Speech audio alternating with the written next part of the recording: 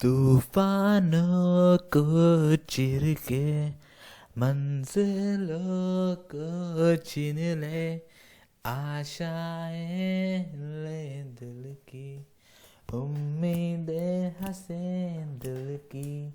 अब मुश्किल नहीं कुछ भी, नहीं कुछ भी। गुड मॉर्निंग गाइस, मैं अनुज स्वागत करता हूं आपके अपने परिवार एग्जामपुर में। दोस्तों सुबह हो चुकी है और हम आपके सामने ला चुके हैं वोकैबुलरी की न्यू क्लासेस। दोस्तों रेडी हो जाओ फटाफट से अपनी बहुत बढ़िया मस्त चटपटे मसालेदार वोकैबुलरी के लिए। तो चलिए अपनी क्लास की तरफ बढ़ते हैं। उससे पहले आज हम देखेंगे कि आज हम क्या सीख रहे हैं, आज हम क्या पढ़ेंगे। क्या कि हारना सबसे बुरी विफलता नहीं है, कोशिश ना करना ही सबसे बड़ी विफलता है। ये बात कही है जॉर्ज एडवर्ड वुडबेरी के द्वारा। मैं आपको बता देना चाहता हूं कि देखो, अगर आपको कभी भी आपके लाइफ में फेलियर मिल रहा है, फ्रस्ट्रेशन मिल रहा है, तो आपको परेशान होने की जरूरत नहीं है, क्योंकि मैं हमेशा कहता आया हूं क्या कि failure frustration is the part of our success path. मैं रिपीट कर रहा हूं, failure frustration is the part of our success path. We have to go through it. हमको इससे होकर गुजरना पड़ेगा। ये क्या है, बेसिकली इंग्रेडिएंट्स हैं हमारी लाइफ के जो हमको बहुत स्ट्रांग बनाते हैं। दोस्तों याद रखना कि चुनौती भी उनकी झोली में डालता है ऊपर वाला, जिनके अंदर उनको लड़ने से, उनको उनसे लड़ने की ताकत होती है ना। तो चलिए अपनी क्लास की शुरुआत करते हैं। बहुत मोटिवेटेड हो चुके हैं और अपनी क्लास को लेकर के आएंगे, जैसा कि हम डेली कवर करते आ रहे हैं, एक रूट वर्ड की सीरीज। और ये हमारी रूट वर्ड की 18 क्लास है। देख रहे हो दोस्तों, हमने इससे पहले 17 क्लास को कवर कर लिया है। जिन भी स्टूडेंट्स ने उन क्लास को कवर नहीं किया है, वो प्रीवियस वीडियोस पर जाइए, आपको वहाँ प्लेलिस्ट मिलेगी। अगर आपको प्लेलिस्ट नहीं मिली है तो मैं आपको वर्बली बता देना चाहता हूँ, आप एग्जाम्पल परिवार के चैनल पर जाएंगे, वहाँ पर आपको प्लेलिस्ट वाला सेक्शन मिलेगा। उसमें आप थोड़ा नीचे आएंगे, थोड़ा और नीचे आने के बाद आपको एक एरो मिलेगा, आप उस पर दोबारा से क्लिक करेंगे। देन आफ्टर उसके बाद भी अगर आपको ना दिखे तो आप वहाँ पर नीचे लिखा होगा व्यू ऑल 30+ या 27+, इस तरह से लिखा होगा। आप जैसे ही उस पर क्लिक करेंगे तो जितनी भी प्लेलिस्ट हैं वो आपको सारी नजर आ जाएंगी, और उसमें एक वोकैबुलरी की भी प्लेलिस्ट होगी, जहां पर आपको इससे पहले लगभग 24-25 क्लासेस हो चुकी हैं, जहां में हमने बहुत सारे प्रीवियस को कवर किया है, बहुत सारे फ्रेजल वर्ब को कवर किया है, और रूट वर्ड की तो पूरी सीरीज चालू कर रखी है हमने, है ना। तो जो बच्चे नई क्लास में आए वो इस चीज पर ध्यान देंगे, और अगर वीडियो जरूर पसंद आए तो प्लीज को लाइक करके जरूर बताइएगा। अच्छा, तो चलिए अपनी क्लास को शुरू करते हैं। उससे पहले आपको बता देना चाहता हूँ ओवरव्यू हम कैसे करते हैं। हम अपना एक मेन रूट वर्ड लेते हैं और कुछ रूट वर्ड्स लेते हैं, और इन दोनों का कॉम्बिनेशन करके एक नए वर्ड का फॉर्मेशन करते हैं। इससे हमें वर्ड को बहुत अच्छे से याद हो जाता है, हमको उसकी रूट वर्ड पता चल जाते हैं, उसकी रूट पता चल जाते हैं कि वो किस तरीके से बना है, उसका स्ट्रक्चर क्या है। साथ साथ जो रूट वर्ड होते हैं वो कॉमन होते हैं, वो बहुत ज़्यादा रिपीट होते हैं, तो हम उससे अपने आंसर तक पहुंच जाते हैं, है ना। तो चलिए अपनी क्लास को शुरू करते हैं और देखते हैं आज हमारी क्लास में क्या है, कौन सा रूट वर्ड है। देखो हमारे सामने आज आया है ओमनी रूट वर्ड। जैसा कि आप सभी लोग जानते हैं, ओमनी का मतलब होता है ऑल, यानी कि सभी। आपने वर्ड बहुत सुना होगा, ओमनीपोटेंट, ओमनीसिएंट, है ना। ये बहुत कॉमन वर्ड्स हैं, और आप लोग बेहतर तरीके से जानते भी होंगे कि ओमनी का मतलब ऑल होता है। तो आज हम जानेंगे ओमनी से रिलेटेड और सब बहुत सारे रूट वर्ड, जिनको हम मिला करके एक नए वर्ड का फॉर्मेशन करेंगे। क्या क्या वर्ड है हमारे? लॉक्यू, पोटेंट, फिक, साइन, है ना। इससे आगे बढ़ेंगे, पहले इनको मैं आपको बता देना चाहता हूं। देखो ओमनी आपको मैंने बता दिया, लॉक्यू देख रहे हो, ये तीसरी चौथी बार रिपीट हो रहा है वर्ड। यही रूट वर्ड्स का फायदा है। अगर आप कंटिन्यू करेंगे रूट वर्ड के साथ, मेरे साथ पकड़ करके चलेंगे, तो आपको बहुत फायदा होगा। आप ये रूट वर्ड रिपीट होंगे, आपको फायदा होगा। आप क्या करेंगे, अपने आप ही ऑटोमेटिकली उसके आंसर देने चालू कर देंगे, है ना। तो चलिए पहला रूट वर्ड कवर करते हैं। लॉक्यू मतलब क्या होता है हमारा? टू स्पीक, है ना, जैसे कि बोलना, आपको बताएगा टू स्पीक, से, टॉक। पोटेंट पोटेंट वर्ड का मीनिंग होता है पावर, पोटेंशियल। पोटेंट से पोटेंशियल तो आराम से बन रहा है भाई, पोटेंट से पोटेंशियल बन रहा है, और पोटेंशियल आप जानते ही हैं क्या होता है, पावर। तो ये आसानी से याद हो गया हमारा। फिक, ये आपको याद रखना है, फिक का क्या मीनिंग होता है हमारा? मेक। और साइंट, तो साइंटिस्ट जैसा नजर आ रहा है, तो साइंटिस्ट कैसे होते हैं? उनके पास नॉलेज होती है ना। तो याद हो गए, साइन से नॉलेज, फिक से मेक, पोटेंट से पावर और पोटेंशियल, और लॉक्यू से टू स्पीक। क्लियर हुई बात? तो चलिए हम आगे बढ़ते हैं। अब अगला हमारा रूट वर्ड। आज हमने रूट वर्ड में दो वर्ड को कवर किया है ना। एक हमारा ओमनी, ठीक है, और दूसरा हमारा ओनियम, है ना। तो ओनियम क्या मीनिंग होता है हमारा, नेम और वर्ड। आज आपको सिनोनियम, एंटोनियम, होमोनियम इनके राज पता चलेंगे आखिर ये क्या है। तो इसलिए रूट वर्ड की क्लास बहुत इंपॉर्टेंट होती है। ये आपके सामने पूरे वर्ड्स को पूरा खोल के रख देता है, उनका ऑपरेशन करके रख देता है। तो चलिए बढ़ते हैं हमारे आगे। एंट याद रखेंगे, एंट मतलब क्या होता है, अगेंस्ट। होम मतलब सेम, होमो मतलब सेम, सिन मतलब सेम, है ना। और एंड मतलब विदाउट। तो हमारा क्या हो गया, एंड मतलब अगेंस्ट, होम मतलब सेम, सेम साउंड वाला, है ना। और सिनोनिम मतलब ही सेम होता है, और एंड मतलब विदाउट होता है। क्लियर, ये याद रहेगा आपको। जितना भी टाइम देना है, जितना भी रिवीजन करना है, पहली रूट वर्ड की क्लास, पहले जो रूट वर्ड का हमारा जो पेज होता है, यानी कि जो हमारा पहली जो स्लाइड्स होती है, उस पर बहुत ध्यान दीजिए। अगर आपने स्लाइड्स पर ध्यान दिया तो आप आने वाली सभी स्लाइड्स के आंसर खुद ऑटोमेटिकली देंगे, ठीक है। तो चलिए मैं आपको फटाफट से एक और बता दूं, एन मतलब विदाउट। जैसे कि जिस बच्चे ने हमारी पहली क्लास कवर की थी उसको जरूर आता होगा कि एन मतलब क्या बताया था मैंने। ए और एन जब आते हैं तो उनका मतलब क्या होता है, या तो नॉट होता है या विदाउट होता है ना। ये मैंने आपको बताया था। उसके बाद ये आया, ये वर्ड ही आपको बता चुका हूं। तो जिन्होंने पहली क्लास की होगी ना, वो चुटकी बजाकर क्या है, रिवीजन कर रहे होंगे उसका। और होमो मतलब ये, इसका आपको याद रखना है क्या होता है, सेम। और एंट मतलब एंट, है ना, कहते हैं ना तू मेरे एंटी है ना, तो हमेशा मेरे ऑपोजिट रहता है। तो इसका मतलब क्या हो गया हमारा, अगेंस्ट। क्लियर हुई बात। चलिए तो मैं आपके लिए इसको क्लियर कर देता हूं ताकि आप इसका स्क्रीनशॉट ले लें और अच्छे से नोट्स बना लें। स्टूडेंट्स नोट जरूर बनाते चलिएगा साथ साथ, ठीक है। चलिए हम आज का पहला रूट वर्ड लेते हैं, और हमारे सामने आ चुका है हमारा पहला रूट वर्ड। तो देखो, ओमनी मैंने को क्या बताया था, ऑल। और डायरेक्शनल, तो डायरेक्शनल होता ही है। तो ऑल डायरेक्शनल एक ऐसी चीज जिसके सभी डायरेक्शनल हो, चारों दिशाओं में हो। जो माइक होता है ना, कुछ ओमनी डायरेक्शनल होते हैं, कुछ 2 डायरेक्शनल होते हैं, कुछ 1 डायरेक्शनल होते हैं। तो ये जो माइक है ना, देखो एक सर्कल बना हुआ है, और इसके पास जो साउंड आएगी वो चारों तरफ से आ सकती है। यानी कि उस पे के पास कोई यहाँ से बोले, यहाँ से बोले, यहाँ से बोले, यहाँ से बोले, ये चारों तरफ से साउंड्स को रिकॉर्ड कर लेगा। इसलिए इसको बोला गया है ओमनी डायरेक्शनल माइक। और ओमनी डायरेक्शनल का मतलब होता है जो चारों तरफ से हो, चारों तरफ से, उसको बोलते हैं क्या, ओमनी डायरेक्शनल। क्लियर हुई बात। तो चलो उसके आगे बढ़ते हैं एक्सप्लेनेशन पर। क्या है इसका स्ट्रक्चर, क्या है, और उसकी एक्सप्लेनेशन क्या है। तो स्ट्रक्चर क्या हो गया इसका, ओमनी मतलब क्या हो गया, ऑल। और डायरेक्शन है ही, तो क्या हो गया, इन ऑल डायरेक्शन, यानी कि सभी दिशाओं में। हिंदी वाले जिन बच्चों को इसका हिंदी चाहिए वो लिख लेंगे।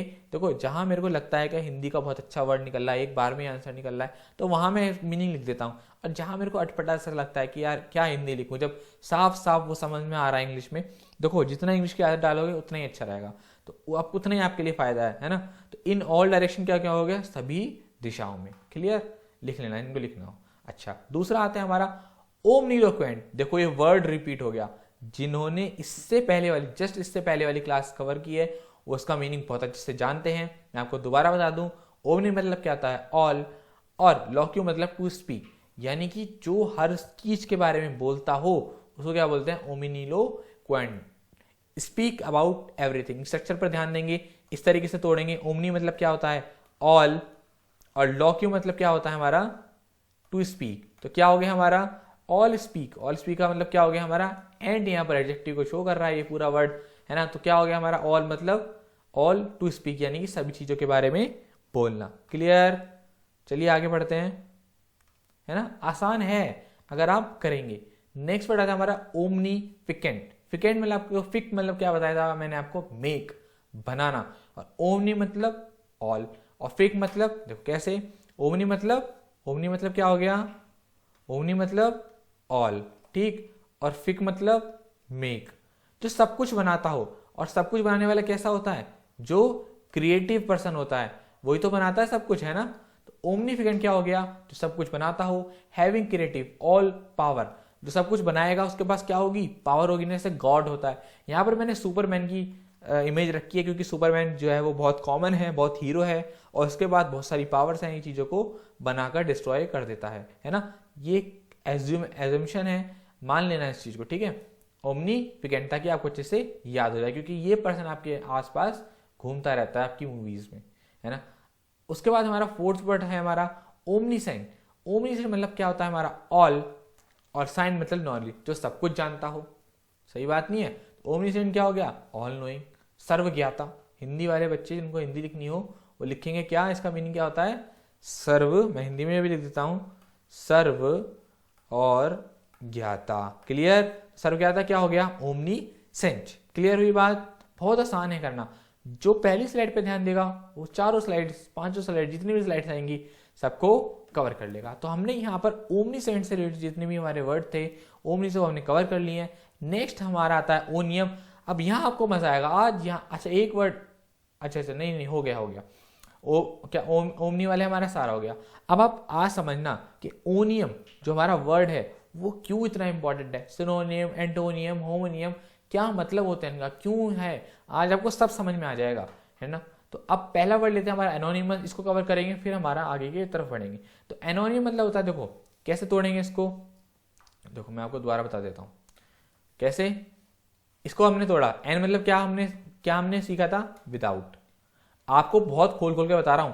और ओनियम मतलब वर्ड या नेम, दो ही मतलब होते हैं। तो देखो विदाउट वर्ड या विदाउट नेम, यानी अब विदाउट नेम को क्या बोलेंगे? बिना नाम वाला, बिना नाम, जिसका गुमनाम हो, है ना। तो यही फायदा है हमारा क्या, रूट वर्ड्स का। हमको वर्डों का फॉर्मेशन समझ में आ जाता है, यानी कि हमारा जो लेवल है ना वोकैबुलरी का, वो एक स्टेप हम ऊपर थोड़ा सा बढ़ जाते हैं। इसलिए मैं रूट वर्ड की सीरीज को पहले लेकर आया हूं, ताकि आपको वर्ड्स के बारे में थोड़ी सी नॉलेज हो जाए, बेसिक स्ट्रॉन्ग आपका बहुत अच्छा हो जाए, है ना।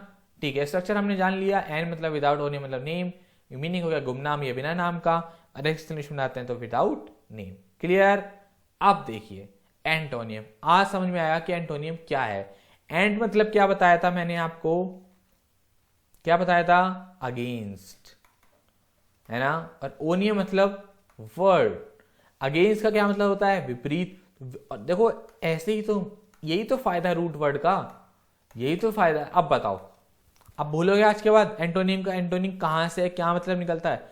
एंट मतलब अगेंस्ट, ओनियम मतलब वर्ड, विपरीत शब्द तो क्या हो गया? अगेंस्ट। ठीक है, अगेंस्ट वर्ड। आगे बात समझ, अब तो नहीं भूलोगे एंटोनियम कहां से निकला। एंड मतलब अगेंस्ट, ओनियम मतलब वर्ड, विपरीतार्थक शब्द। Explanation, a word with opposite meaning, है ना। जैसे सनी का मतलब क्या होता है? बिल्कुल उजाला सा, सनी। और क्लाउडी मतलब बादल। ठीक है, antonym are word that have the opposite meaning. Clear हुई बात? इमेज को देख करके याद करेंगे। होमोनियम, अब आप बताएंगे होम मतलब क्या होता है। सोचो, होम मतलब सेम, और ओनियम मतलब क्या होता है? वर्ड या नेम। तो सेम नेम सेम वर्ड, यानी कि जिसका जो प्रोनाउंसिएशन है वो सेम होता है, समरूपी होते हैं। जैसे कि देखो 8 ये भी लिखा हुआ है और 8 ये भी लिखा हुआ है, मेल ये भी है और मेल इसको भी बोलते हैं, लेकिन ये वाला मेल अलग है और ये मेल आदमी वाला है। ये वाला 8 वाला है और ये क्या है?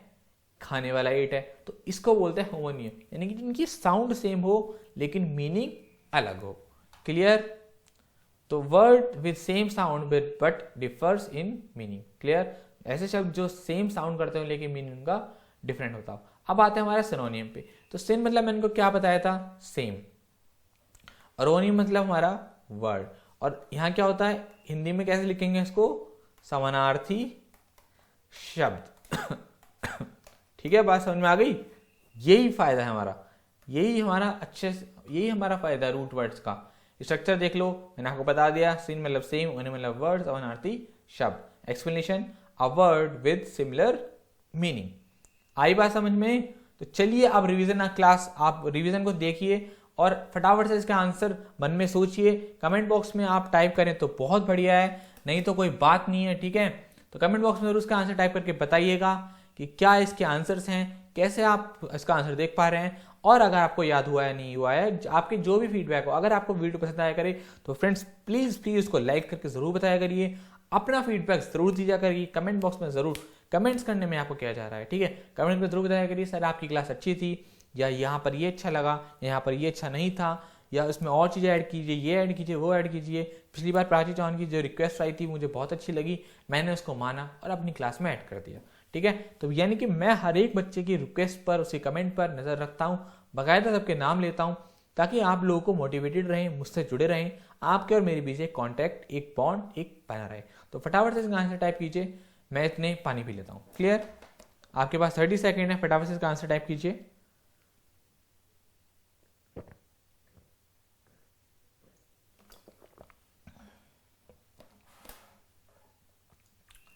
शाबाश। अगर आप टाइप भी नहीं भी कर रहे हैं तो क्लास के बाद टाइप कर दीजिएगा, लेकिन रिवीजन जरूर कर लीजिए, ठीक है।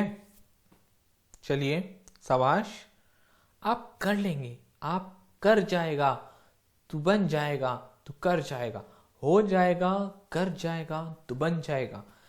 मत भूलना इस बात को, बहुत बड़ी बात है कि इनके एग्जाम आएंगे, सब एग्जाम हो जाएंगे, तू कर लेगा, मेरे को भरोसा है, तू कर लेगा। अपने आप खुद से बोलना है, और तू बन जाएगा, कुछ अपनी लाइफ में बन जाएगा, ठीक है। चलिए मैं आपका फटाफट इसका रिवीजन करा देता हूँ। क्या रिवीजन है, देखो नीचे से लेके चलेंगे। सिनोनिम्स मतलब समानार्थी शब्द, कैसे थोड़ा सेम वर्ड, समानार्थी शब्द। हो मतलब ये भी सेम वर्ड है, लेकिन यहाँ पर क्या डिफरेंस है कि वर्ड प्रोनाउंसिएशन तो सेम है लेकिन मीनिंग डिफरेंट है। एंड मतलब ऑपोजिट, और ओनियम मतलब word, opposite word. Anonymous, an मतलब विदाउट, ओनियम मतलब क्या होता है हमारा वर्ड, तो एन मतलब क्या हो गया विदाउट नेम, ओनियम मतलब क्या हो गया नेम या वर्ड, दो मीनिंग होते हैं, या तो नेम होगा या वर्ड होगा। तो यहां पर क्या है हमारा एनोनियम मतलब नेम विदाउट नेम, एन मतलब विदाउट और नेम मतलब ओनियम मतलब नेम, तो क्या हो गया विदाउट नेम। ओमनीसेंट यानी कि जो सब कुछ जानता हो, सर्वज्ञाता हो। ओमनीफिकेंट जो जिस चीज ने क्या हो सब पर निर्माण किया हो, है ना। और ओमनीलुकेंट क्या बताया था, ओमनी मतलब क्या बताया था ऑल, लॉक्यू मतलब स्पीक, जो हर चीज के बारे में बोलता हो। और ओमनी डायरेक्शनल क्या होता है हमारा चारों दिशाओं में। क्लियर।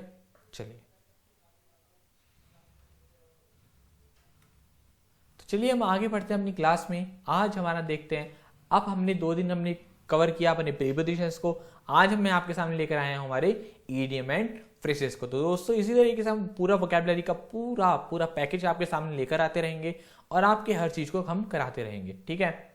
चलिए अब हम आगे बढ़ते हैं और आज जानते हैं हमारे ईडियम फ्रेज का पहला ईडियम फ्रेज क्या है, टू स्क्रैच वंस हेड। देखो सर पे नहीं है बाल, फिर भी खुजाए जा रहे हैं, है ना। हाँ, तो देखो क्या होता है, देखो आप जाने मेरी बात, अब इंटरेस्ट लेना। अब ईडियम आ गए, अब पेन नहीं चलाएंगे, केवल हम माइंड चलाएंगे अपना। तो क्या होता है, देखो टू स्क्रैच वंस हेड है ना, फटाफट से कवर करेंगे। जब हम आपने देखा होगा कभी कभार बहुत सारे जने ना अपने ना सिर को खिंचाते हैं, तो वहां पर अपने माइंड को लेकर जाओ और स्ट्राइक करो कि ऐसा क्यों करते हैं वो, ऐसा क्यों, ये एक्टिविटी का मतलब क्या है। जब ऐसा करते हैं तो हम पजल हो जाते हैं, जब कंफ्यूज होते हैं, पजल होते हैं, तभी तो अपने सर को क्या स्क्रैच करते हैं, ऐसे ऐसे करते हैं, है ना। अभी दिखा नहीं पा रहा हूं लेकिन मैं करके बता रहा हूं। सोचो तो अपने अपने हाथ ले जाओ अपने सर पर और ऐसे खुजली करो एकदम मुस्कुराते हुए, और सोचो इसका क्या मतलब हो सकता है। तो चलिए इसका मतलब आपको बता दो, इसका मतलब होता है पजल, चकरा जाना, कंफ्यूज हो जाना। एग्जाम्पल पर आएंगे, budget directors are scratching their heads about how to deal with shortfall. जो बजट डायरेक्टर हैं उन्होंने अपने माइंड पर स्क्रैच किया, वो पजल हो गए कि डील कैसे करना है जो अभी जो घाटा हो गया है आने वाले बजट में, है ना। बजट में आने वाले नहीं, केवल बजट में। क्लियर। चलिए आगे बढ़ते हैं। देखो सूरज उग रहा है, rise and shine. Rise and shine का क्या मीनिंग होता है जानेंगे। राइज एंड शाइन का मतलब होता है कि वेकअप, बहुत एनर्जी के साथ उठना, या प्रोग्रेस करना। दो मीनिंग होते हैं इसके, टू प्रोग्रेस या वेकअप विद पॉजिटिवली। सुबह सुबह उठते हो आप मेरे साथ, तो उसको याद करो कि हमको कैसे उठना है, राइज एंड शाइन। जितना रिलेट करोगे अपनी लाइफ से चीजों को, जितनी इमेज बनाओगे खुद की, उतना अच्छे तरीके से आपको याद होगा। तो राइज एंड शाइन करना है हमको डेली वोकैबुलरी क्लास के साथ। Example, rise and shine for today is a new day and new beginning. Rise and shine की सुबह एकदम एनर्जी के साथ उठना, क्या एक नया दिन, एक नई शुरुआत है। क्लियर।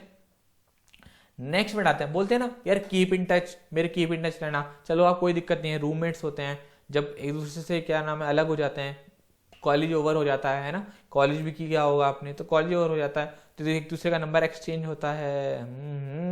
कहाँ का गया नंबर एक्सचेंज बता दो।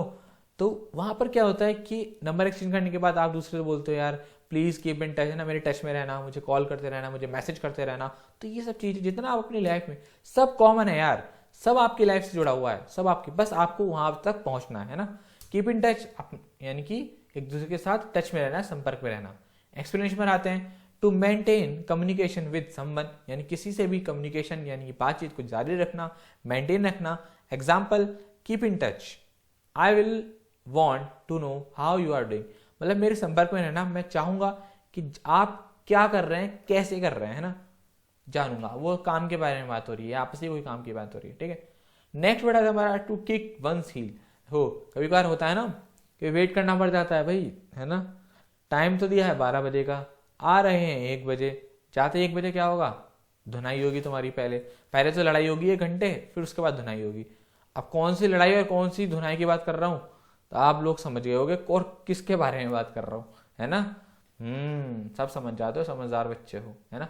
तो क्या होता है मीनिंग, अगर आप किसी को वेट कराते हैं, सपोज करो आपने किसी से बोला कि वेट करो, बस आ रहा हूँ, बस आ रहा हूँ, बस पहुंच रहा हूँ, और आप वहां पर लेट पहुंचे हो, तो वहां के लिए क्या आता है, टू किक वंस हील।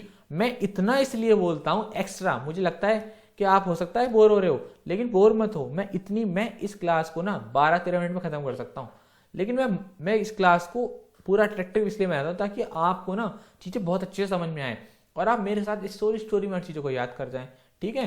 ये मेरा मोटिव रहता है कि बस याद कराना, अब वो कैसे भी याद कराऊं। तो एक्सप्लेनेशन क्या होगी, टू वेट बहुत आसान है। Example, they were force to kick their heels for nearly a quarter of an hour, यानी उनको फोर्स किया कम से कम क्वार्टर ऑफ एन आवर, यानी कि 1 घंटे के मतलब चौथाई से तक लगभग 15-20 मिनट तक उन्होंने हमसे इंतजार कराया था, ठीक है, फोर्स किया उन्होंने। देयर हील्स फॉर नियरली मतलब लगभग क्वार्टर ऑफ एन आवर उन्होंने हमें वेट कराया था, ठीक है। चलिए आगे बढ़ते हैं। फॉर अ सॉन्ग, देखो फॉर अ सॉन्ग का मतलब होता है वेरी चीप। जब कोई चीज, जैसे आप कहीं सेल में जाते हैं, वहां पर हो सकता है टी शर्ट 500 वाली आपको 100 रुपीज में मिल रही हो, तो आप कहेंगे अरे क्या यार, बिल्कुल फॉर अ सॉन्ग प्राइस पे मिल रही है, कितनी सस्ती टी शर्ट है, चलो 1 ले लो, 2 ले लो, 3 ले लो, 4 ले लो, ऐसे तो करते हैं आप। तो वो चीज क्या होती है, for a song. Explanation, very cheaply. Example, we bought our house for a song, हमने अपने हाउस खरीदा बहुत सस्ती कीमत पर।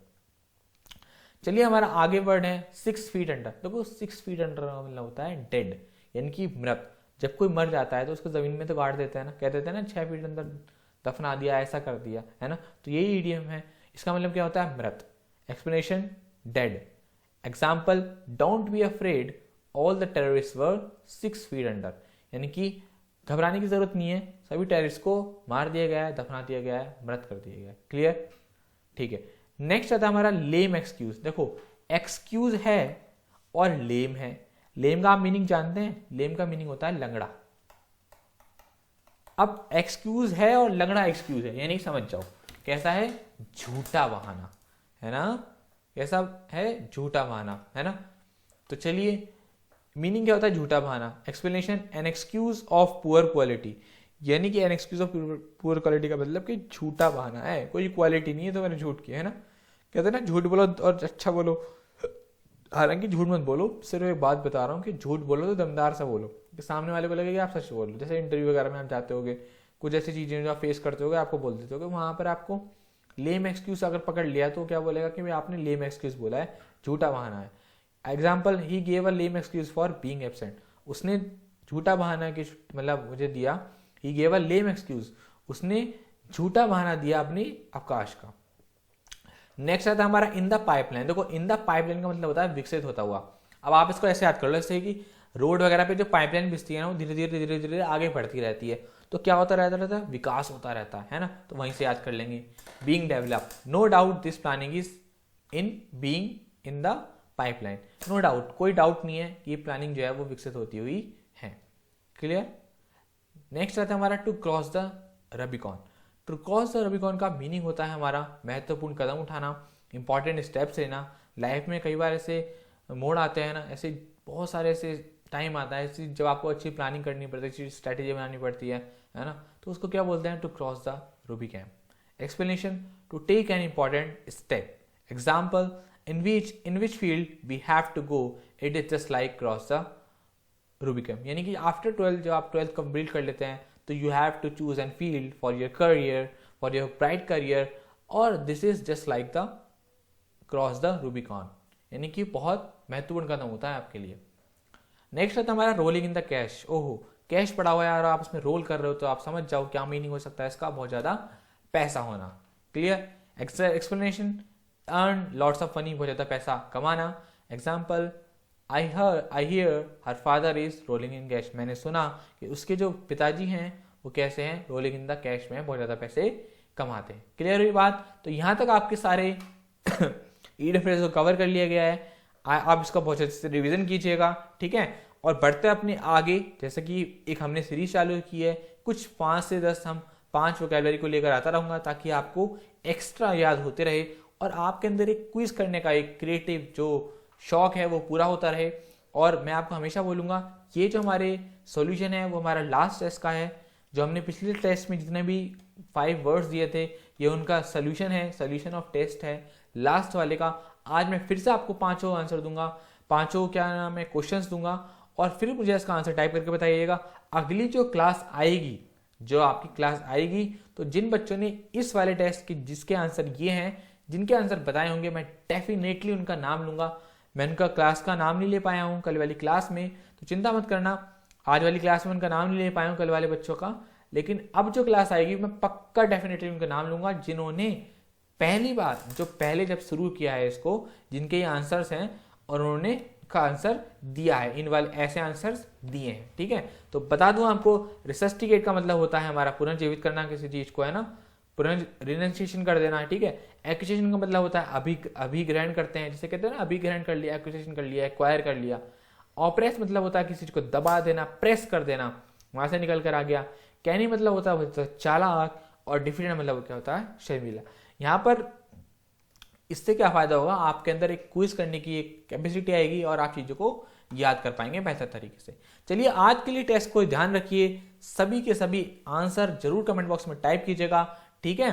तो इससे क्या रहेगा, मैं देखना चाहूंगा कौन बच्चा first, second, third, fourth, fifth, six, 7, 8, 9, 10 आता है। मैं उम्मीद करूंगा कि हर बच्चा जिसने ये वीडियो देखा है, जिन भी स्टूडेंट ने देखा है, वो जरूर इसके आंसर टाइप करेंगे और कमेंट बॉक्स में अपना अच्छे फीडबैक देंगे, ठीक है। चलिए, आपसे अब विदा लेने का टाइम आ गया है, तो प्लीज स्टूडेंट जरूर लाइक कीजिएगा, शेयर भी कीजिए और हमारे परिवार को और बड़ा कीजिए, और सब्सक्राइब तो अभी कर दीजिए। अगर आपको क्लास ये बहुत पसंद आई हो तो प्लीज प्लीज वीडियो को जरूर लाइक कीजिएगा। आपकी मेहनत, हमारी मेहनत मिलकर आपको आपकी मंजिल तक जरूर पहुंचाया करेगी, और कमेंट जरूर कीजिए क्योंकि मुझे कमेंट से बहुत प्यार होता है। तो चलिए विदा लेते हैं, मिलते हैं हमारी अगली क्लास में।